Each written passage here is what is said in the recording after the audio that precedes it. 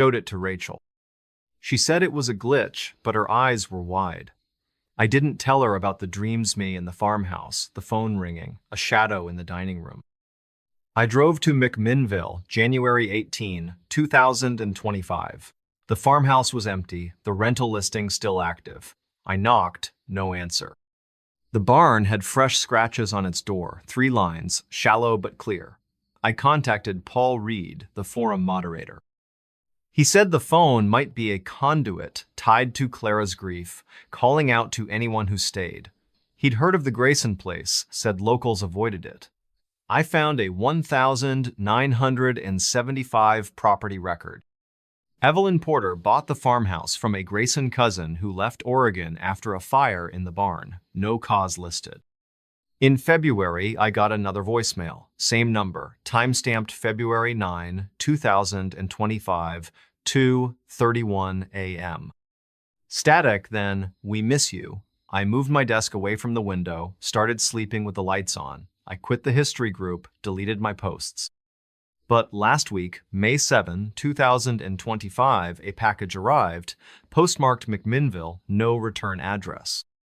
Inside was a phone cord, coiled and rusted, with a tag, Grayson Farm.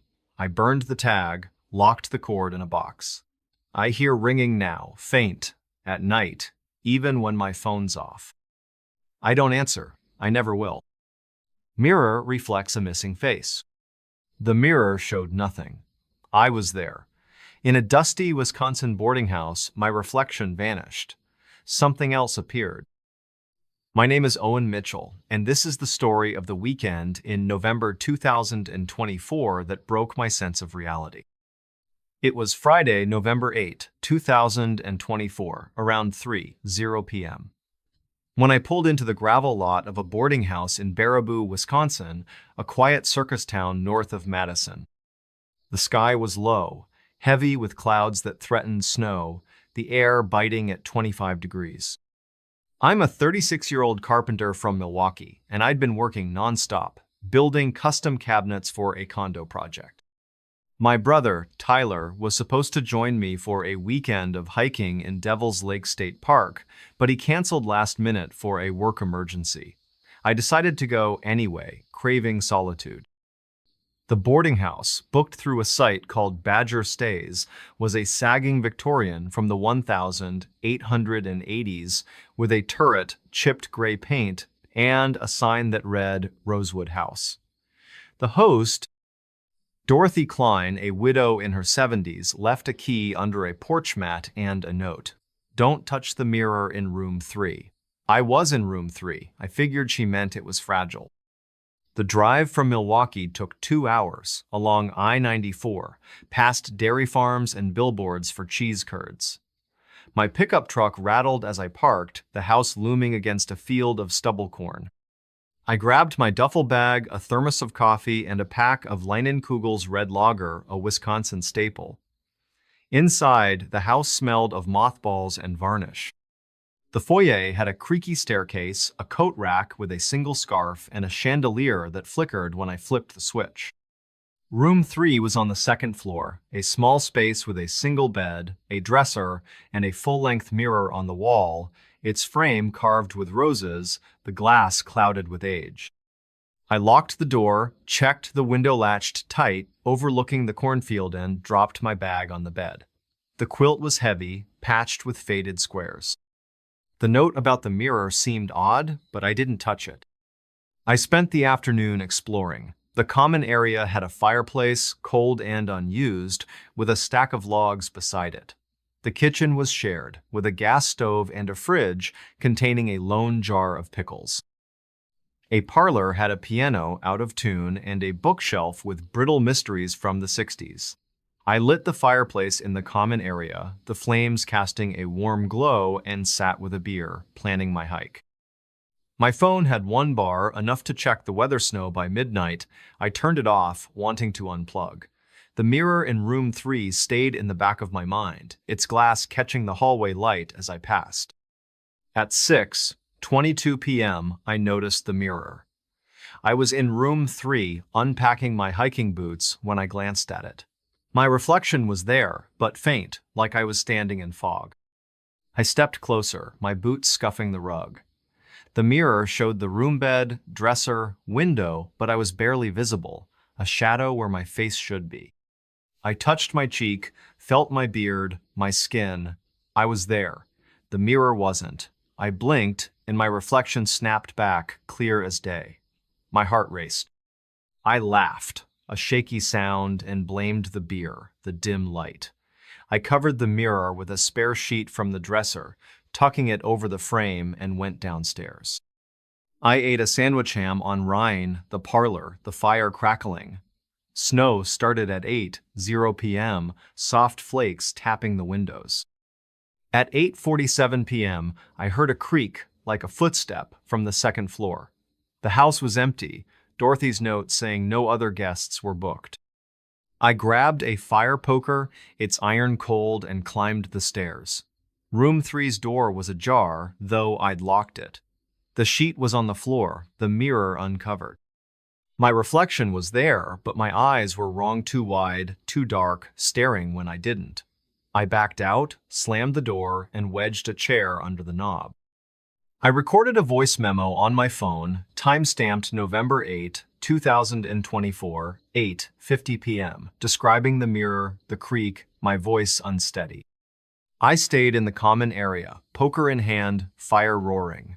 At 10:13 p.m., a hum came from upstairs, low and mournful, like a hymn. It lasted maybe 15 seconds, then stopped. I checked the chair at room 3's door still in place. I recorded another memo, time-stamped 10:14 p.m. When I played it back, the hum was there, with a faint whisper, "Look."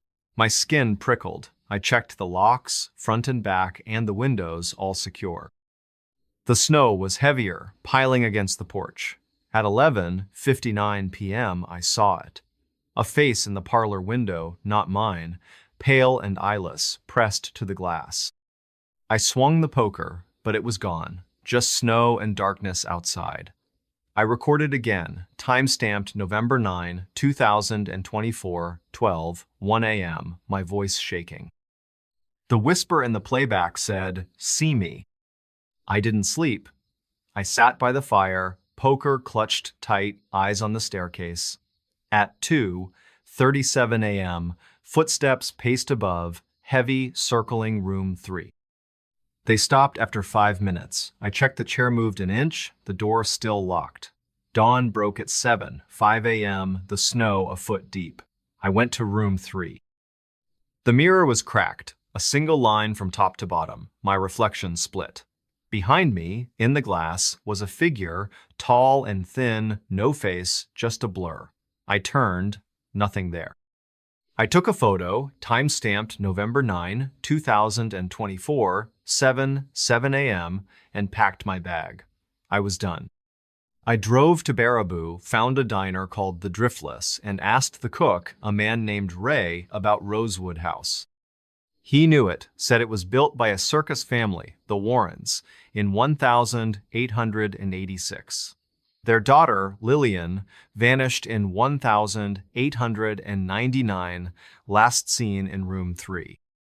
The mirror was hers, a gift from a traveling performer rumored to be cursed. Locals avoided the house, called it Lillian's mirror.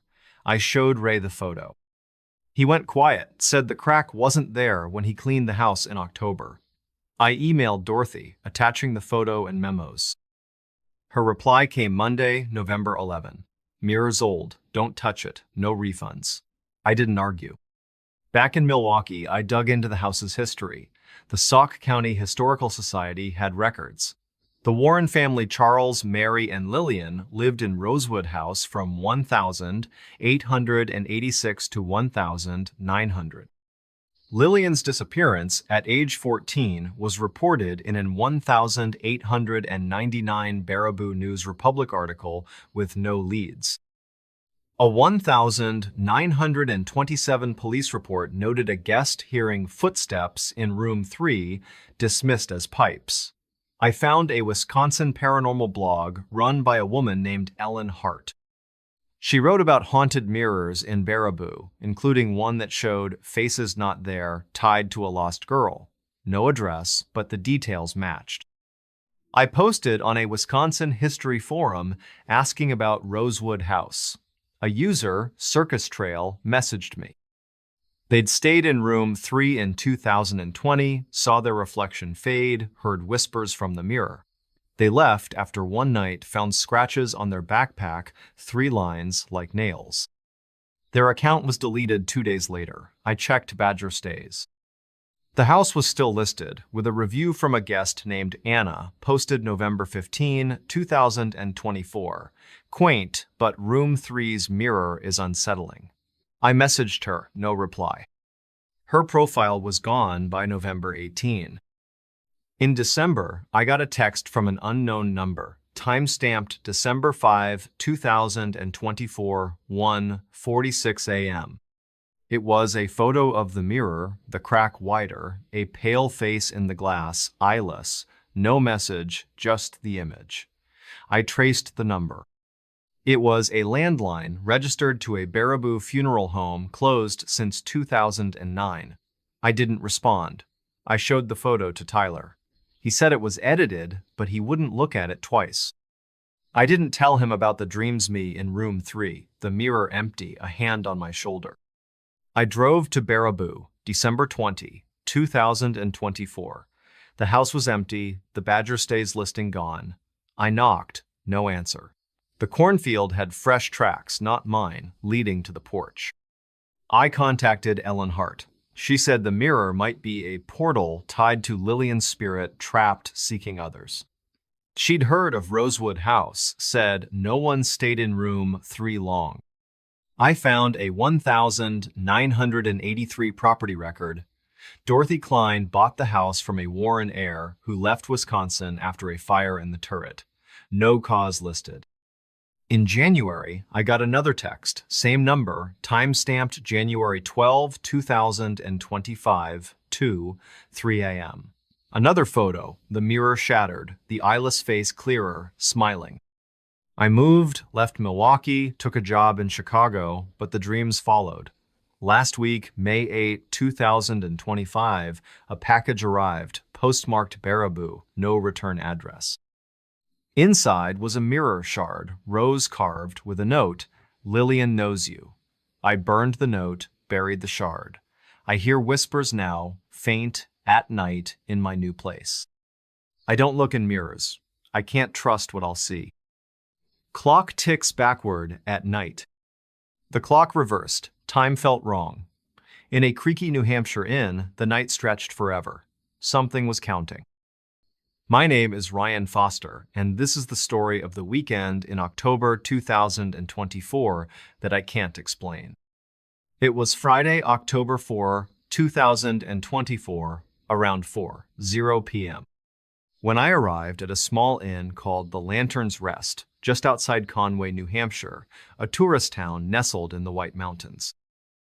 The sky was a bruised purple, heavy with autumn clouds, the air crisp at 45 degrees. I'm a 33-year-old park ranger from Manchester, and I'd been patrolling trails all summer, dealing with lost hikers and bear sightings. My girlfriend, Lauren, was on a work trip to Burlington, and I wanted a quiet weekend to sketch the fall foliage. The inn, booked through a site called Granite Escapes, was a 2-story colonial from the 1790s with white clapboard, a steep roof, and a chimney puffing smoke. The host, Clara Vaughn, a retired schoolteacher, left a key in a brass lantern by the door and a note. "Don't wind the clock in the parlor." I shrugged. Old places have superstitions. The drive from Manchester took an hour and a half along Route 16, past lakes and mountains ablaze with red and orange leaves. My Jeep crunched over the inn's gravel lot, the only vehicle there. I grabbed my sketchbook, a duffel bag, and a pack of Shipyard Pumpkinhead Ale, a New England fall classic. Inside, the inn smelled of wood smoke and lavender. The foyer had a narrow staircase, a coat rack with a wool shawl, and a grandfather clock in the parlor, its pendulum still, the face engraved with Roman numerals. My room, number 4, was upstairs with a 4-poster bed, a quilt that smelled of cedar, and a window overlooking a maple grove. I locked the door, checked the window secure, the glass fogged with evening chillend, dropped my bag. The note about the clock seemed trivial, probably about noise. I spent the evening settling in. The common area had a fireplace, logs already burning, and a dining table set for one. The kitchen was stocked with tea and a loaf of bread, the fridge humming softly. The parlor was cozy, with a velvet sofa, a bookshelf of faded novels, and the grandfather clock, its hands stuck at 3:0, whether AM or PM, I couldn't tell.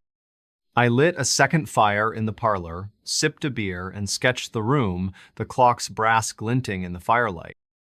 My phone had no signal, the mountains blocking reception, so I left it off, embracing the disconnect. The inn was silent, save for the fire's crackle and the wind rustling the maples outside. At 7:14 p.m., the clock ticked, a single heavy talk like a heartbeat. I froze, my pencil hovering over the sketchbook. The pendulum was still, the hands unmoved. Old clocks settle, I thought, gears shifting with the cold. I stood, walked to the clock, and peered at the face. The hands were at 3:0, but the second hand twitched, backward, just once. I stepped back, my boots scuffing the rug. The fire dimmed, though I hadn't touched it. I laughed, a nervous huff, and returned to my sketch. At 7:29 p.m., it happened again. Talk, talk, talk. 3 ticks, slow and deliberate, the second hand jerking backward. I grabbed my phone, recorded a voice memo, time-stamped October 4, 2024, 7:30 p.m., describing the ticks, my voice low. The clock stopped, the parlor silent. I moved to the dining room, away from the clock, and ate a sandwich turkey on sourdoughby candlelight. The wind picked up, rattling the windows, leaves scraping the glass. At 9:06 p.m., the clock chimed, a single deep gong echoing through the inn. I dropped my sandwich, the plate clattering. The clock hadn't chimed before, and it was unwound, the key missing. I ran to the parlor, flashlight on, poker from the fireplace in hand. The hands were at 2:59, backward from 3:0, the pendulum swinging, though no one had touched it. I stopped it with my hand, the brass cold, and the chiming ceased. I recorded another memo, time-stamped 9:07 p.m., my breath audible. When I played it back, there was a whisper, faint, behind my voice. Keep going. I checked the inn, every room, every door. The kitchen was empty, the bedrooms locked, the basement door bolted. I was alone. I unplugged the parlor lamp, dimming the room, and sat by the fire, poker across my lap. At 11:43 p.m., the clock ticked again, faster, a staccato rhythm, the hands spinning backward, 2:58, 2:57, 2:56. I shone the flashlight, the beam shaking, the pendulum swung wildly, the clock's face gleaming like it was lit from within. I recorded a video, time-stamped 11:44 p.m., panning the clock, the hands blurring. The ticking stopped, the hands froze at 2:55, but in the video, a shadow moved across the clock, tall and thin, though I stood still. My stomach churned. I covered the clock with a blanket from the sofa, tucking it tight, and retreated to my room, locking the door. I didn't sleep. I sat on the bed, poker in hand, sketchbook forgotten. At 1:22 a.m., footsteps creaked in the parlor, slow, circling where the clock stood. They lasted maybe 3 minutes, then stopped. I recorded another memo, time-stamped October 5, 2024, 1:23 a.m., whispering about the steps. The playback caught a low hum, like a chant, with the whisper, "Stay." The wind howled, the maples thrashing outside. At 3:00 a.m., the clock chimed again, muffled under the blanket, 5 gongs, each heavier than the last. I checked the door locked, the chair I'd wedged under the knob unmoved. Dawn broke at 6:45 a.m., gray and cold. I went to the parlor. The blanket was on the floor, the clock's hands at 2:50, backward again. I took a photo, time-stamped 6:47 a.m., and packed my bag. I was leaving. I drove to Conway, stopped at a diner called Redstone Grill, and asked the waitress, a woman named Beth, about the Lantern's Rest. She knew it, said it was built by a clockmaker, Samuel Hale, in 1792. His wife, Abigail, died in the parlor in 1801 during a fever outbreak. The clock was hers, a wedding gift, never removed. Locals called it Abigail's time, said it acted strange on fall nights. I showed Beth the photo. She paled, said the hands never moved when she visited in September. I emailed Clara, attaching the photo and memos. Her reply came Monday, October 7. Clock's decorative. Don't wind it, no refunds. I didn't respond. Back in Manchester, I couldn't shake it. I searched online. The Carroll County Historical Society had records. The Hale family, Samuel, Abigail, and their son, Ezra, lived in the inn from 1792 to 1805. Abigail's death certificate, dated November 1801, listed fever wasting. A 1802 diary entry digitized mentioned the clock's odd ticking after her death, blamed on grief. A 1954 police report noted a guest hearing chimes at night in the parlor, no cause found. I found a New Hampshire paranormal blog run by a man named Thomas Gray. He wrote about haunted clocks in Conway, including one that ticked backward, tied to a woman's death. No address, but the details matched. I posted on a White Mountains history forum asking about the Lantern's Rest. A user, Granite Ghost, messaged me. They'd stayed in room 4 in 2021, heard the clock chime at night, saw the hands move backward. They left after one night, found scratches on their suitcase, 3 lines, like scratches from a tool. Their account was deleted 2 days later. I checked Granite Escapes. The inn was still listed, with a review from a guest named Emma, posted October 10, 2024. Charming, but the clock's eerie. I messaged her, no reply. Her profile was gone by October 13. In November, I got a text from an unknown number, time-stamped November 6, 2024, 2:19 a.m. It was a photo of the clock, the hands at 2:45, a faint shadow behind it, tall and blurred. No message, just the image. I traced the number. It was a landline, registered to a Conway post office, out of service since 2010. I didn't respond. I showed the photo to Lauren. She said it was a prank, but her voice shook. I didn't tell her about the dreams me in the parlor, the clock ticking, a woman's hand on the pendulum. I drove to Conway, November 22, 2024. The inn was empty, the Granite Escapes listing still active. I knocked, no answer. The maple grove had fresh scratches on a tree, 3 lines, deep and uneven. I contacted Thomas Gray. He said the clock might be a marker tied to Abigail's spirit counting something lost. He'd heard of the Lantern's Rest, said locals avoided the parlor. I found a 1968 property record. Clara Vaughn bought the inn from a Hale descendant who left New Hampshire after a fire in the attic. No cause listed. In December, I got another text, same number, time-stamped December 8, 2024, 1:55 a.m. Another photo, the clock's hands at 2:40, the shadow clearer with long fingers. I moved, left Manchester, took a job in Portland, Maine, but the dreams followed. Last week, May 6, 2025, a package arrived, postmarked Conway, no return address. Inside was a clock key, brass and dented, with a tag, Lantern's Rest. I burned the tag, locked the key in a safe. I hear ticking now, faint, at night, in my new place. I don't keep clocks. I don't trust time. Door opens to empty room. The door opened. No one entered. In a lonely Colorado lodge, something crossed the threshold. It wasn't human. My name is Mason Reed, and this is the story of the weekend in September 2024 that I can't unsee. It was Friday, September 6, 2024, around 3:00 p.m.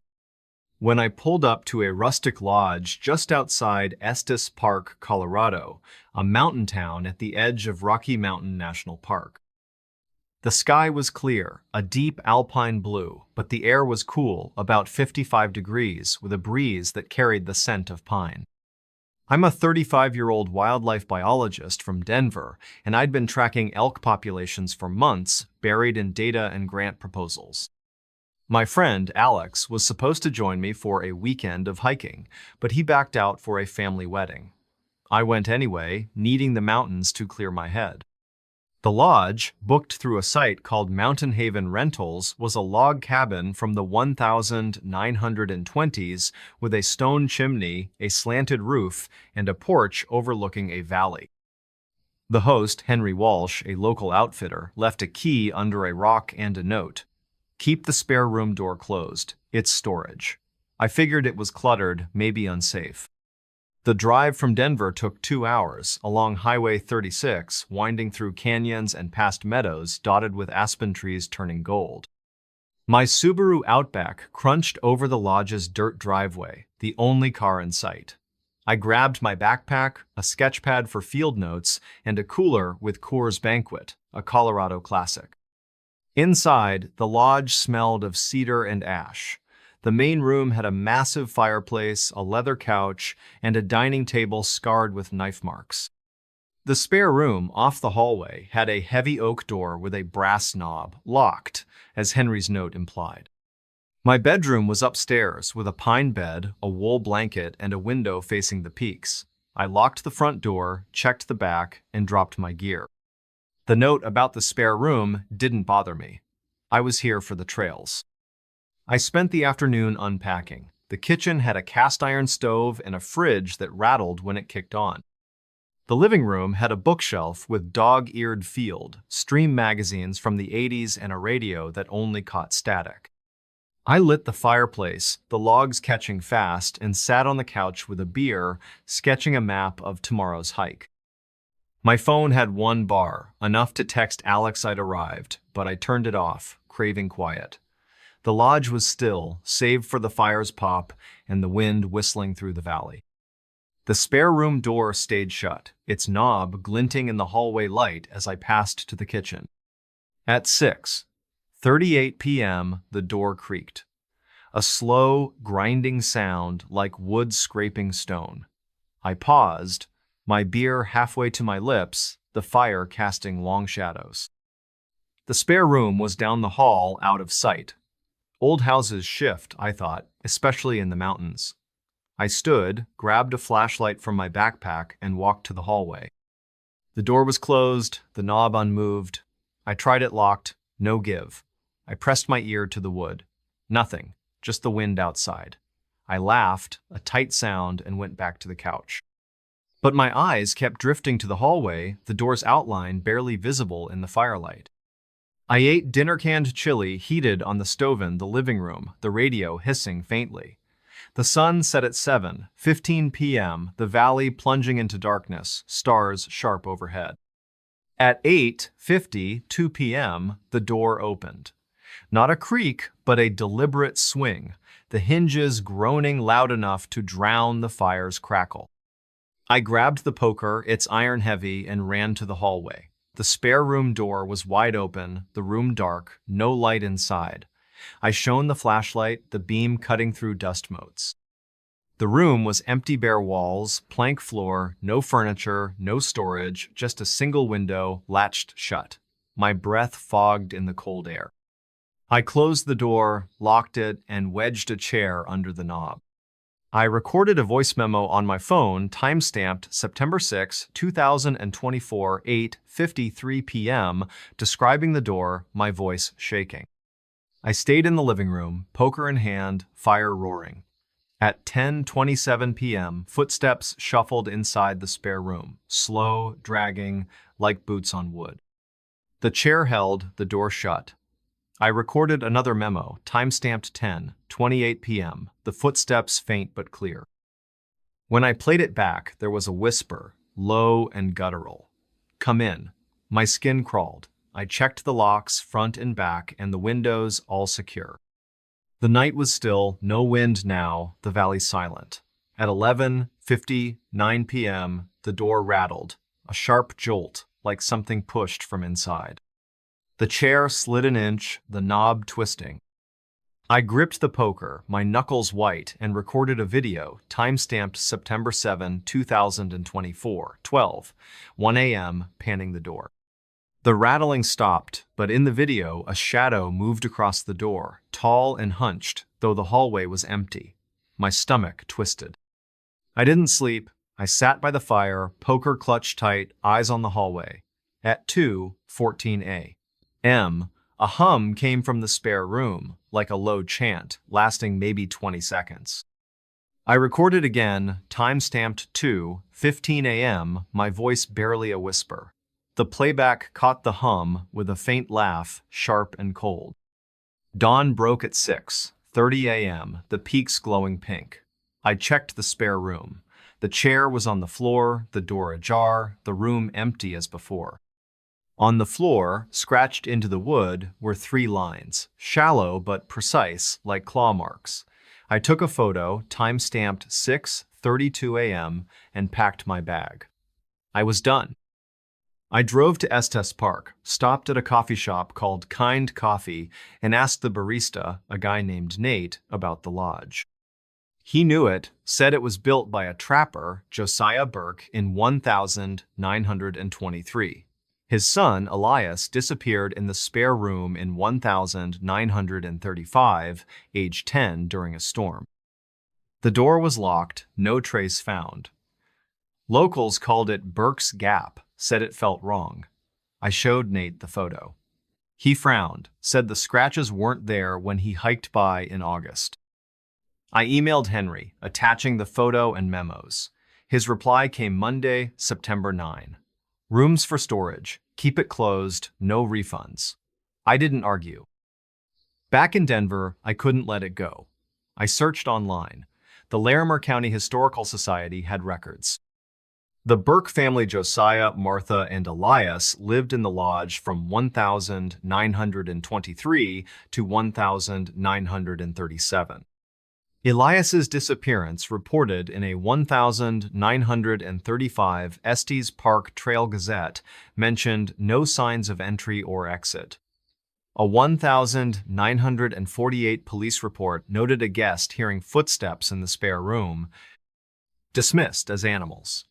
I found a Colorado paranormal blog run by a woman named Lydia Crane. She wrote about haunted thresholds in Estes Park, including a door that opened to nothing and everything tied to a lost child. No address, but the details matched. I posted on a Rocky Mountain history forum asking about the lodge. A user, Trail Wraith, messaged me. They'd stayed there in 2022, heard the door open at night, saw scratches on the floor the next day, 3 lines. They left after one night, found scratches on their backpack matching the floor. Their account was deleted 2 days later. I checked Mountain Haven Rentals. The lodge was still listed, with a review from a guest named Claire posted September 12, 2024. Cozy, but the spare room's creepy. I messaged her, no reply. Her profile was gone by September 15. In October, I got a text from an unknown number, time-stamped October 7, 2024, 3:02 a.m.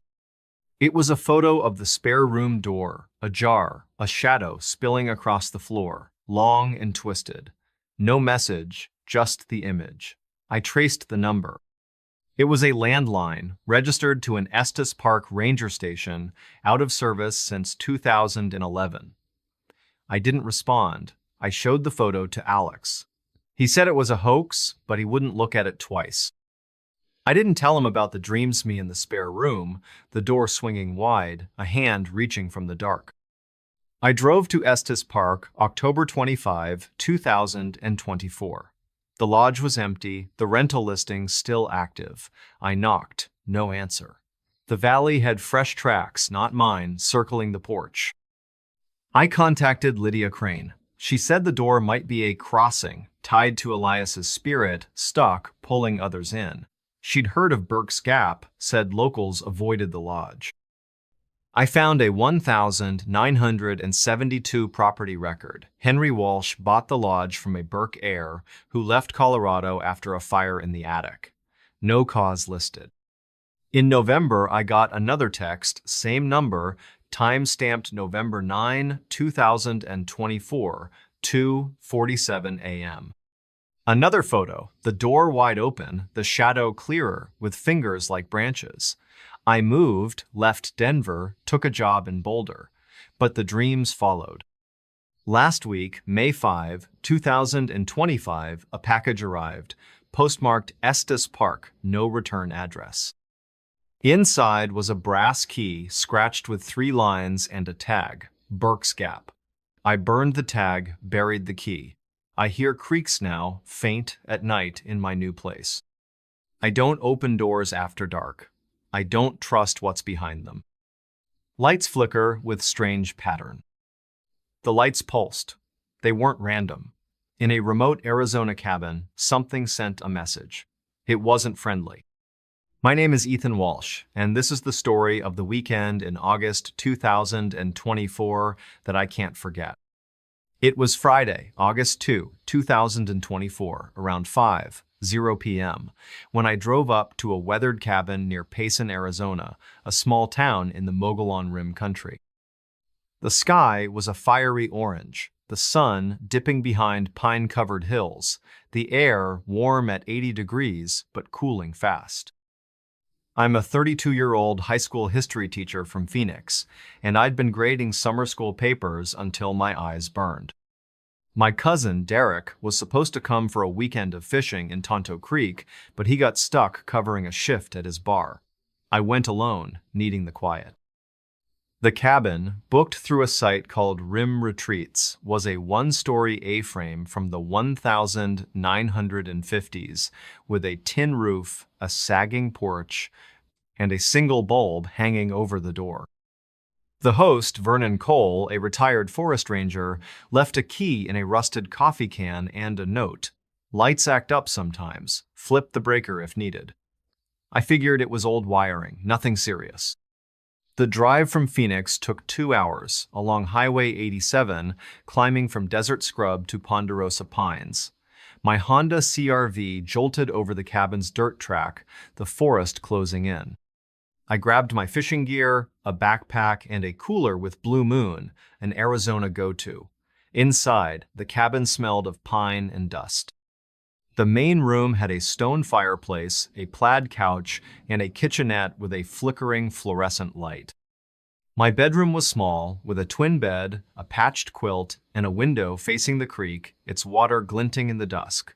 I locked the front door, checked the back, and dropped my gear. The breaker box in a closet by the kitchen was a tangle of wires, but the switches looked fine. Vernon's note didn't worry me. I'd dealt with faulty lights before. I spent the evening settling in. The kitchen had a propane stove and a sink that dripped unless you twisted the faucet hard. The living room had a radio stuck on a country station and a shelf with old Arizona Highways magazines. I lit the fireplace, the logs hissing, and sat on the couch with a beer, flipping through a magazine. My phone had no signal, the forest too dense, so I left it off, enjoying the solitude. The fluorescent light in the kitchen buzzed, flickering once, but stayed on. I ignored it, chalking it up to the cabin's age, and sketched a fishing plan for the creek.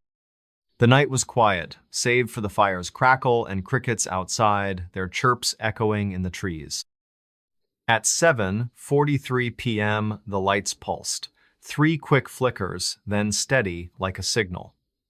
I paused, the magazine slipping to my lap. The fireplace bulb, the kitchen fluorescent, even the porch light all synced, dimming and flaring together. Power surge, I thought, or maybe a storm brewing. I checked the window, no clouds, just stars. The flickers came again at 7:50, 9 p.m., 5 pulses, faster, in a pattern. Short, short, long, short, long. I stood, grabbed a flashlight from my backpack, and checked the breaker box. All switches were on, no trips. I flipped the main breaker off, then on. The lights steadied, but my pulse didn't. I recorded a voice memo on my phone, time-stamped August 2, 2024, 8:0 p.m., describing the pattern, my voice calm but clipped. I ate dinner jerky and an appline, the living room, the radio off, the fire low. The air cooled, the creek's murmur louder through the open window.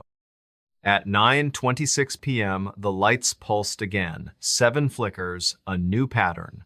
Long, short, short, long, short, short, long. I shone the flashlight around the room, the beam steady, but the cabin lights danced, casting shadows that seemed to shift when I didn't move. I recorded a video, time-stamped 9:27 p.m., panning the kitchen and porch. The lights stopped, but in the video, the shadows lingered, forming a shape tall, jagged, like Antlerson the wall. My throat tightened. I turned off the lights, relying on the fire and flashlight, and sat on the couch, a poker in hand, eyes on the ceiling. I checked the cabin, every corner, every door. The bedroom was empty, the closet bare, the back porch locked. I was alone. At 8 p.m., the lights turned on, though I'd left the breaker off. They pulsed, 9 flickers, a complex rhythm I couldn't follow. I ran to the breaker box, the switches still down. The air felt heavy, like before a storm, but the sky was clear. I recorded another memo, time-stamped 9 p.m., my voice shaking.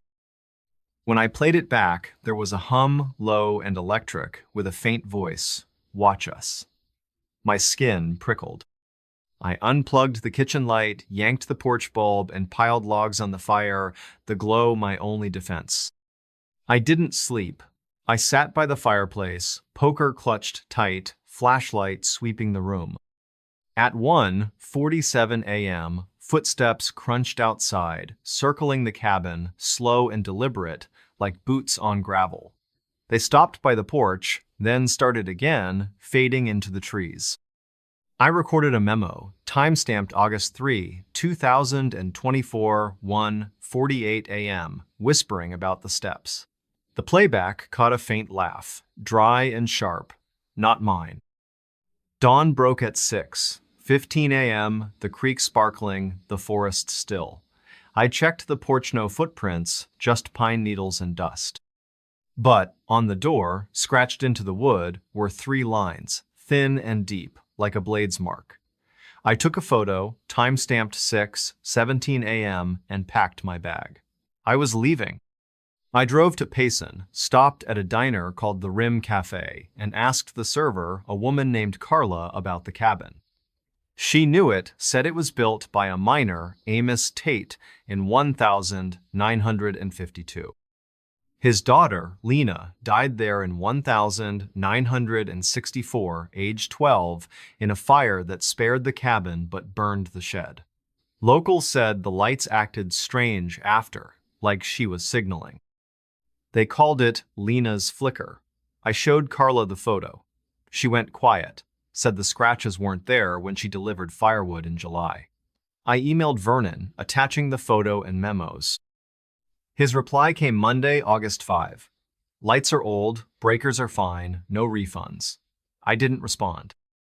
Back in Phoenix, I couldn't shake it. I searched online. The Gila County Historical Society had records. The Tate family, Amos, Ruth, and Lena, lived in the cabin from 1952 to 1964. Lena's death certificate, dated March 1964, listed smoke inhalation.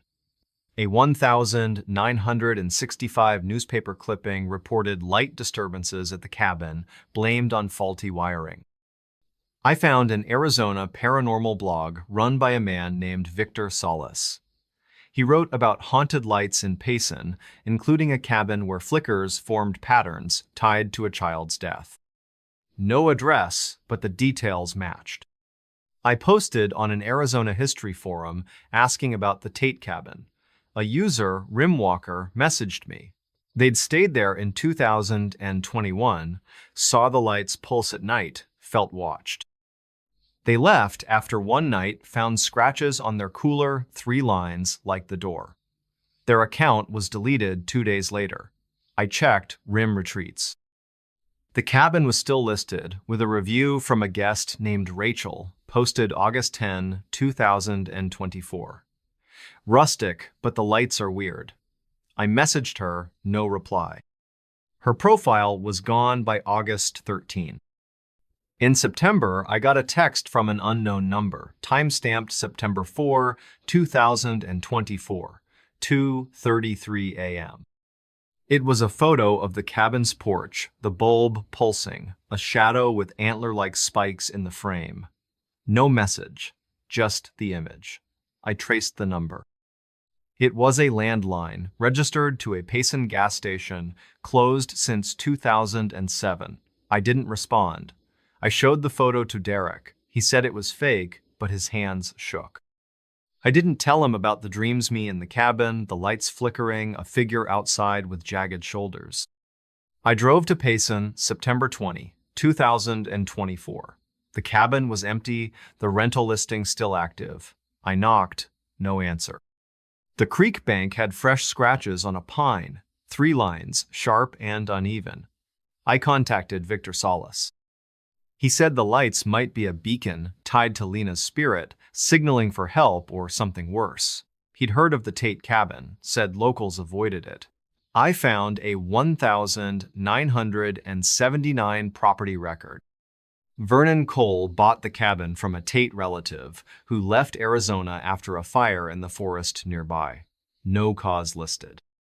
In October, I got another text, same number, time-stamped October 8, 2024, 1:50, 9 a.m. Another photo, the kitchen light pulsing, the shadow closer, its edges sharp. I moved, left Phoenix, took a job in Tucson, but the dreams followed. Last week, May 4, 2025, a package arrived, postmarked Payson, no return address. Inside was a light bulb, cracked, with a tag. Lena's flicker. I burned the tag, buried the bulb. I hear buzzing now, faint, at night in my new place. I don't trust the lights. I keep them off. Welcome to Midnight Mysteries. Let's begin. Whispers call from empty basement. I heard whispers. The basement was empty. In a creaky old house in rural Ohio, something spoke from below. I was alone, or so I thought. My name is Ethan Caldwell, and this is the story of the weekend in April 2024 that I'll never forget. It was Friday, April 5, 2024, around 3:00 p.m. when I pulled into the driveway of a 2-story farmhouse just outside Chillicothe, a small town in Ross County, Ohio. The sky was gray, heavy with the kind of spring clouds that threaten rain but never quite deliver. I'd found the house on Vrbo, a rental platform, listed as a historic retreat for anyone looking to escape the city. I was a high school history teacher in Columbus, burned out from grading papers and parent-teacher conferences. My wife, Jenna, was visiting her sister in Pittsburgh, so I decided to spend the weekend alone, maybe work on a novel I'd been tinkering with for years. The house, built in 1892, had peeling white paint, a wraparound porch, and a basement that wasn't mentioned in the listing. The host, a woman named Diane Miller, left a key under the mat and a note. "Keep the basement door locked. It's unfinished." I didn't think much of it. Old houses have quirks. Before we begin, tell me where are you listening from and what time is it there? The drive from Columbus took an hour, mostly along Route 23, past fields of new corn and faded barns. The house sat on 5 acres, bordered by a thin line of maple trees and a gravel road that led to nowhere. The nearest neighbor was half a mile away, their mailbox barely visible through the haze. I parked my Honda Civic, grabbed my backpack, and stepped onto the porch. The boards groaned under my boots. and the air smelled of damp earth and budding lilacs. Inside, the house was chilly, with high ceilings, scuffed hardwood floors, and furniture that looked like it hadn't been moved since the 1970s. A floral sofa, a rocking chair, a dining table with 6 mismatched chairs. I locked the front door, checked the back door, and dropped my bag in the master bedroom upstairs. The bed had a quilt that smelled faintly of mothballs, and the window overlooked the empty fields. I spent the first hour exploring. The kitchen had a gas stove and a fridge stocked with a single bottle of ketchup. The living room had a fireplace, cold and unused, with a stack of dusty logs beside it. Upstairs, there were 3 bedrooms, one with a crib that looked older than me. The basement door was in the hallway, a heavy oak slab with a rusted deadbolt. I tried the handle, out of curiosity. Locked, just as Diane's note said. I shrugged and headed back to the living room, where I set up my laptop on the dining table. The Wi-Fi was spotty, so I tethered my phone, opened a blank document, and started typing. The novel was a historical mystery, set in the 1800s, but my mind kept wandering. The house was too quiet, the kind of quiet that makes you notice every sound. At 7:22 p.m., I heard the first whisper. It was faint, like a breath against glass, coming from the hallway. I paused, my fingers hovering over the keyboard. The house was old, probably just pipes or the wind slipping through a crack. I got up, walked to the hallway, and stood by the basement door. Nothing, just the hum of the fridge in the kitchen. I laughed, shook my head, and went back to my laptop. But 10 minutes later, it happened again. This time, it wasn't just a sound. It was a word, soft and muffled, like someone speaking through a wall. Stay. My skin prickled. I grabbed my phone, turned on the flashlight, and checked the hallway again. The basement door was still locked, the deadbolt unmoved. I pressed my ear to the wood. Silence. I told myself it was my imagination, maybe the stress of being alone in a strange house. But I didn't open the door.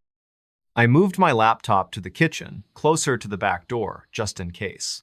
The whispers didn't come again that night, but I couldn't focus. I closed my laptop at 10:00 p.m., made a peanut butter sandwich, and sat on the sofa, scrolling through my phone. The cell signal was down to 1 bar, and the weather app predicted rain by midnight. I checked the locks again, front and back, then headed upstairs. The bedroom was colder than the rest of the house, the quilt barely keeping me warm. I left the bedside lamp on, a 40-watt bulb that cast a weak glow across the room. At 11:47 p.m., I heard it again, whispers, clearer now, coming from below. Not one voice, but several, overlapping like a crowd murmuring. I sat up, my heart racing. The sound was coming from the basement, through the floorboards. I grabbed my phone, recorded a 10-second clip, and played it back. Static, then a faint, unmistakable word, stay. My hands shook as I saved the file, time-stamped April 5, 2024, 11:48 p.m. I didn't sleep. I sat on the bed, phone in one hand, a pocket knife from my backpack in the other.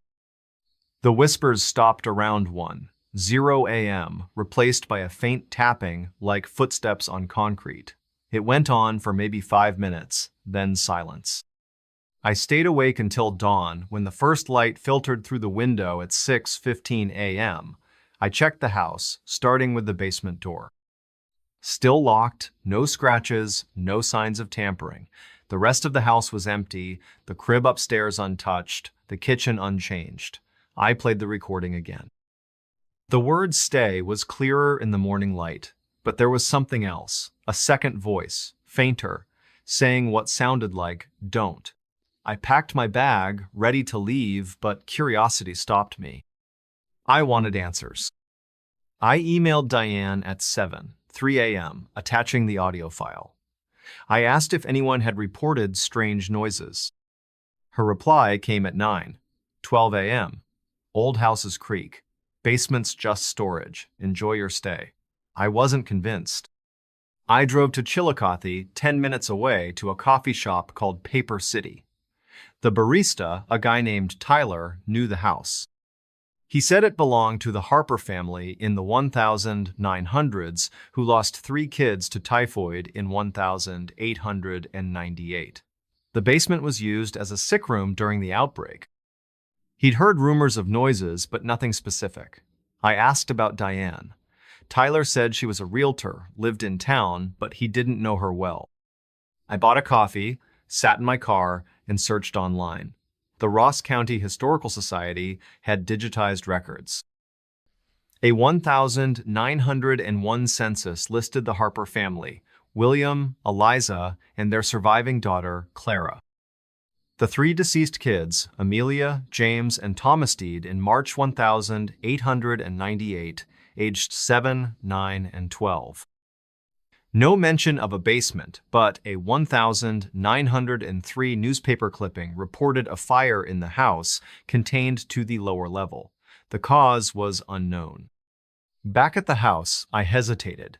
It was 11:30 a.m., and the sky was still gray. I could leave, but I'd paid for 2 nights, and part of me needed to know what was happening. I unlocked the basement door, using a key from a hook in the kitchen. The deadbolt groaned, and the door swung open to a dark staircase. The air smelled of mildew and something sharper, like rust. I used my phone's flashlight, descending 13 steps to a concrete floor. The basement was small, maybe 20 by 20 feet, with bare walls and a single light bulb hanging from a cord. There were boxes stacked in one corner, labeled Christmas and books, and a rusted water heater in another. Nothing else. No furniture, no windows, no signs of life. I tapped the floor with my boot. Solid. I recorded a video panning the room, time-stamped April 6, 2024, 11:47 a.m. As I turned to leave, I heard it. A whisper, clear and close, from the corner with the boxes. Stay. I spun, my flashlight shaking. Nothing. Just the boxes, the bulb, the empty walls. I ran upstairs, slammed the door, and locked it. I didn't leave. I should have, but I stayed, telling myself I'd record more evidence. That night, Saturday, April 6, I set up my phone on a tripod in the hallway, aimed at the basement door. I started recording at 9:00 p.m., left the lights on, and sat in the living room with my knife. The whispers started at 10:13 p.m., louder than before, a chorus of voices, some high, some low. I checked the camera. The door was closed, but the handle twitched just once, like someone testing it. I stopped the recording at 10:20 p.m., saved the file, and played it back. The voices were there, saying stay over and over, mixed with don't and something new, a child's voice saying help. My blood ran cold. I grabbed my bag, ready to bolt, but the power cut out. The house went dark, the hum of the fridge gone. Outside, rain finally fell, pattering on the roof. I used my phone's flashlight, checked the breaker box in the kitchen. All switches were on, the power wasn't coming back. I sat in the living room, knife in hand, until 2:00 a.m. The whispers didn't stop. They grew louder, coming through the floor, the walls, like the house itself was speaking. At 2:17 a.m., I heard footsteps again, heavy and deliberate, pacing the basement. I recorded another clip, my voice shaking as I narrated.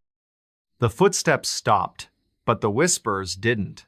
They followed me upstairs, faint but persistent, even in the bedroom. I locked the door, pushed the dresser against it, and sat on the bed, knife clutched tight. The rain stopped at 4:00 a.m., and so did the whispers. I didn't sleep. At 6:30 a.m., Sunday, April 7, the power was back. I checked the basement door, unlocked, though I'd locked it the night before. I didn't go down. I grabbed my bag, checked the recordings, and left. The driveway was muddy, my tires slipping as I sped away. Back in Columbus, I listened to the clips.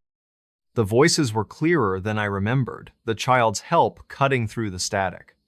I uploaded the files to a cloud drive, time-stamped and labeled. I emailed Diane again, no response. I called Verbo, filed a complaint. They said the host was unreachable and refunded my stay.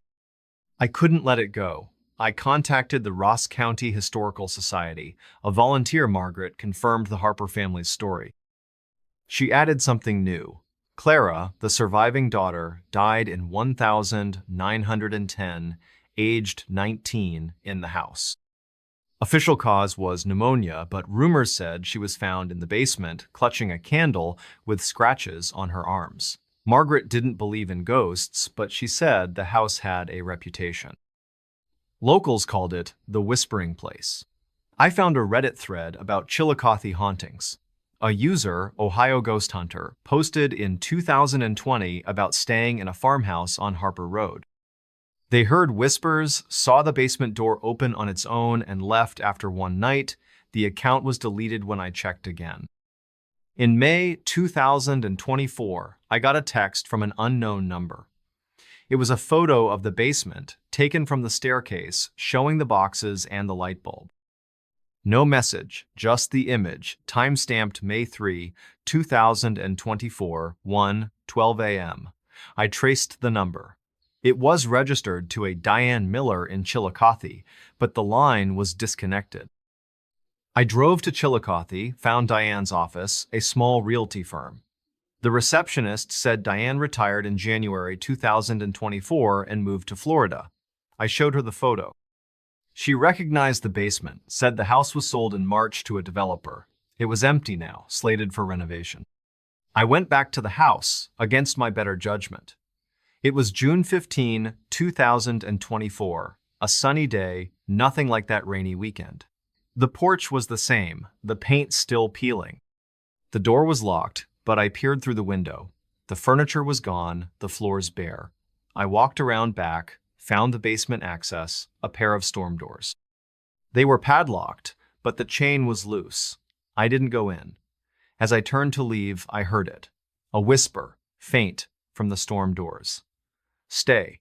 I ran to my car, didn't look back. I still have the recordings, the photo, the text. I don't play them anymore. My wife thinks I'm paranoid, says it was the house, the isolation. I don't tell her about the dreams. Every few nights, I'm back in the basement, the light bulb swinging, voices all around. I wake up checking my phone, my locks. I quit teaching, took a remote job, moved to a new apartment. But the whispers follow me. Not loud, not clear, but there. In the walls, in the dark, in the quiet. Last week, October 2024, I got a package. No return address, postmarked Chillicothe. Inside was a key, small and brass, with a tag, Harper House. I locked it in a safe, but I haven't slept since. Every night I hear it, a whisper, soft and close. Stay. And sometimes, fainter, help. I don't know what's in that basement. I don't want to know. But I can't shake the feeling it's not done with me. Footsteps echo in dead woods. Footsteps followed me. I was alone. In the dead woods of northern Michigan, something walked behind me. It wasn't human. My name is Daniel Pierce, and this is the story of the camping trip in October 2024 that I'll never escape. It was Friday, October 11, 2024, around 2:00 p.m. when I left Traverse City. The sky was a crisp blue, the kind you only get in fall, with leaves turning red and gold. I was headed to the Manistee National Forest, a sprawling wilderness about an hour south, for a solo camping trip. I'm a freelance photographer, 32 years old, and I'd been feeling stuck, churning out wedding photos and real estate shots. My girlfriend, Megan, was on a work trip in Chicago, and I needed to clear my head. A weekend in the woods, just me, my tent, and my Nikon, sounded perfect. I'd booked a spot at a primitive campsite through the Forest Service, a clearing called Pine Hollow, deep in the forest. The ranger's email warned about bears and said to stay on marked trails. I'd camped before, so I wasn't worried. The drive was peaceful, my pickup truck rattling along M55 past orchards and small towns. By 3:30 p.m., I reached the trailhead, a gravel lot with a faded sign. Pine Hollow, 2.3 miles. I parked, slung my backpack on, and locked the truck. The air was cool, maybe 50 degrees, with a breeze that carried the smell of pine and damp earth. The trail was narrow, marked by orange blazes on trees, winding through oaks and maples. My boots crunched on leaves, the only sound besides the occasional chirp of a bird. The forest was alive, but quiet, the kind of quiet that makes you feel small. I reached Pine Hollow by 4:45 p.m. The clearing was small, maybe 30 feet across, ringed by tall pines. A fire pit sat in the center, blackened from years of use, and a log bench was nearby. No one else was there. I set up my tent, a green, two-person REI model, and gathered wood for a fire. The sun was dipping low, painting the sky orange, so I worked fast.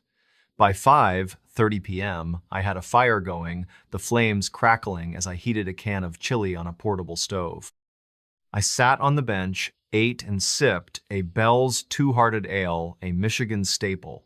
The forest darkened, the trees swallowing the last light. My phone had no signal, but I wasn't here to scroll. I pulled out my camera, snapped a few shots of the fire, and settled in. At 7:12 p.m., I heard the first footsteps. They were faint, a soft crunch of leaves, maybe 20 yards behind my tent. I froze, my spoon halfway to my mouth. The fire popped, sending sparks upward, but the sound wasn't from the wood. It was rhythmic, deliberate, like someone walking. I set the chili down, grabbed my flashlight, and stood. The beam cut through the dark, catching tree trunks and underbrush. Nothing moved. No eyes glinted, no shapes stirred. Bears don't walk like that, I thought. Too steady, too slow. I called out, "Hello? Anyone there?" My voice echoed, then died. Silence. I sat back down, heart thumping, and told myself it was a deer, maybe a raccoon. But my eyes kept darting to the trees. 10 minutes later, it happened again. Crunch, crunch, crunch. Closer now, maybe 15 yards, circling the clearing. I swung the flashlight, my hand unsteady.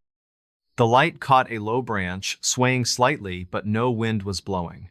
I grabbed my knife, a 4-inch blade I kept for cutting rope, and stood by the fire. "Who's there?" I shouted. No answer. The footsteps stopped. I waited, the fire's heat on my back, the cold air biting my face. Nothing. I added more wood to the fire, the flames flaring high, and sat with the knife in my lap. I didn't eat the rest of the chili. By 9:00 p.m., I was in my tent, the fire still burning outside. I zipped the door, locked it with a carabiner, and lay in my sleeping bag, flashlight on, knife beside me. The forest was silent, no owls, no wind.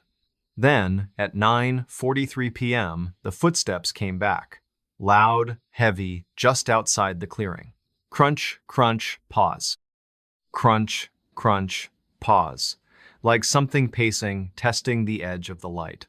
I held my breath, my phone recording audio, time-stamped October 11, 2024, 9:44 p.m. The steps circled, never crossing into the clearing for maybe 5 minutes. Then they stopped. I played the recording. The footsteps were clear, too heavy for an animal, too measured for a stumble. And there was something else. Faint, like a low hum, almost a voice, but no words. I didn't sleep. I sat up, flashlight aimed at the tent door, listening. At 11:17 p.m., the footsteps returned, closer, maybe 10 feet from the tent. I unzipped the door, knife in hand, and shone the light. The fire was low, casting weak shadows, but the clearing was empty. I checked the ground. No tracks, no broken branches. I rebuilt the fire, my hands shaking, and stayed outside, sitting on the bench. The footsteps didn't come again that night, but I felt watched. The air was heavy, like eyes pressing on my back. Dawn broke at 6:50 a.m., gray and cold. I packed my tent, doused the fire, and hiked out. The trail felt longer, the trees tighter, but I didn't hear anything. At the truck, I checked my phone. The audio file was there, the footsteps clear as day. Back in Traverse City, I couldn't shake it. The recording sat on my phone, proof something happened. On Monday, October 14, I emailed the Forest Service, attaching the audio. I asked if anyone had reported strange activity at Pine Hollow. The ranger, Tom Brennan, replied Tuesday, "No reports of anything unusual, probably wildlife. Stay safe." I didn't buy it. Wildlife doesn't pace like that. I posted on a Michigan camping forum, vague to avoid sounding unhinged. A user, Up North Woods, messaged me. They'd camped at Pine Hollow in 2019, heard footsteps, and found scratches on their cooler, like claw marks, but no animal tracks. Their account was deleted 2 days later. I dug deeper. The Manistee National Forest has a history. A 1978 article in the Cadillac Evening News reported a hiker, Robert Klein, missing near Pine Hollow. His backpack was found, torn, but no body. A 1995 Forest Service log, digitized online, mentioned unexplained noises reported by campers in the area, dismissed as wind. I found a blog by a local historian, Ellen Carter, about Ojibwe legends in Manistee. She wrote about a spirit called the Wendigo, a creature that stalks the woods, mimicking human steps to lure prey. She didn't mention Pine Hollow, but the description stuck with me. Tall, thin, always hungry, drawn to the lonely. I went back to Pine Hollow on October 19, a week later. Stupid, maybe, but I needed answers. I brought a trail camera, the kind hunters use, and set it up facing the clearing, motion activated. I camped again, same spot, fire bigger this time. The footsteps started at 6 p.m., circling, louder, closer. I recorded video on my phone, panning the trees, time-stamped October 19, 2024, 7 p.m. The fire flared, like something disturbed the air, but I saw nothing. The steps stopped at 15 p.m. I stayed awake, knife in hand, until dawn. When I checked the trail camera, it had triggered at 9 p.m. The image showed the clearing, the fire, my tent, and in the background, just beyond the light, a shape, tall, thin, blurred, like it moved too fast. No face, no details, just a shadow with legs. I downloaded the file, my stomach churning, and left. I didn't tell Megan. She'd think I was losing it. But I showed the photo to a friend, Jake, who hunts in Manistee. He said it looked like a tree, maybe a deer, but his voice was tight. I contacted Ellen Carter, the historian. She was skeptical, but said the Wendigo legend warned against camping alone in certain woods. She mentioned Pine Hollow had a reputation among locals. Hunters avoided it. I checked the Forest Service records again. A 2003 incident report, buried in an archive, described a camper hearing human-like steps and finding scratches on their tent. No explanation. In November 2024, I got a voicemail from an unknown number, time-stamped November 3, 2024, 1:22 a.m. Static, then a sound like footsteps on leaves and a hum, low and guttural. It lasted 15 seconds. I traced the number. It was a payphone at a gas station near the trailhead, out of service since 2010. I didn't call back. I posted the trail camera photo on a paranormal subreddit. A user, Michigan Shadow, commented that they'd seen a similar shape in Manistee in 2017. Their account was gone the next day. I stopped camping. I sold my tent, my stove, but kept the camera, the recordings, the photo. I don't sleep well. At night, I hear footsteps, faint, outside my apartment. I check the windows, the locks, nothing's there. But last month, December 2024, I got a package, postmarked Manistee, no return address. Inside was a single leaf, dried and red, with 3 scratches across it, like claws. I burned it, but the smell lingered, like pine and something rotten. I don't know what followed me in those woods, a spirit, a creature, or just my mind breaking. But I know what I heard. Footsteps echoing in a forest that felt dead. Stranger knocks during midnight storm. A stranger knocked. I didn't answer. During a midnight storm in rural Kentucky, someone stood at my door. They weren't alone. My name is Lucas Bennett, and this is the story of the night in February 2025 that haunts me still. It was Friday, February 7, 2025, around 4:00 p.m., when I arrived at a rental cabin just outside Harlan, a small coal town in southeastern Kentucky. The sky was already dark, heavy with clouds that promised a storm. I'm a 29-year-old mechanic from Lexington, and I'd been working overtime for weeks fixing trucks at a shop off I-64. My best friend Corey was supposed to come, but he bailed last minute for a family thing. I didn't mind. A weekend alone, fishing in the Cumberland River, sounded like the reset I needed. The cabin, booked through a local site called Harlan Hideaways, was a one-room deal, maybe 400 square feet, with a wood stove, a single bed, and a window overlooking a dirt road.